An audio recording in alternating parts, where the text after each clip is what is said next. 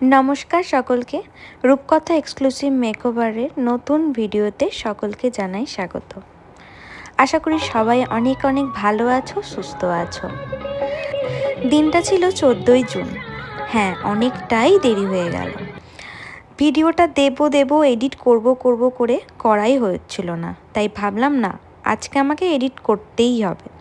লোকেশনটা আমার অনেক কাছাকাছি ছিল, তাই টোটো করেই বেরিয়ে গেছিলাম।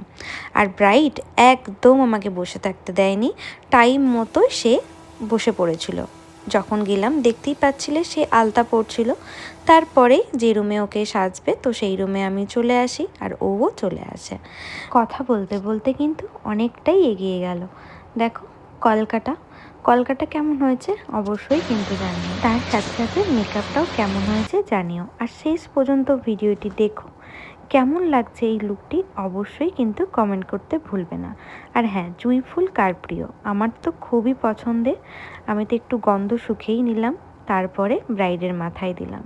কিন্তু পরে দেখতে পাই ও বাবা, এই ফুলের মধ্যে এত পোকা যে বলার নেই। ভিডিওটি ভালো করে দেখলে দেখতেই পাবে খোপাটার ওপর পোকাটা কেমন করছিল। সেই পোকাটাই আসে পরে দেখতে পাই, এবং পরে ব্রাইডের কাছে শুনতে পাই যে আরও অনেক পোকাই ছিল, পরে নাকি মাথা থেকে নেমে আসে। ভাবতে পারো মানে কি অবস্থা। তো ফাইনাল লুকটি তো তোমরা দেখতেই পাচ্ছ, অবশ্যই জানিও তোমাদের কেমন লাগলো।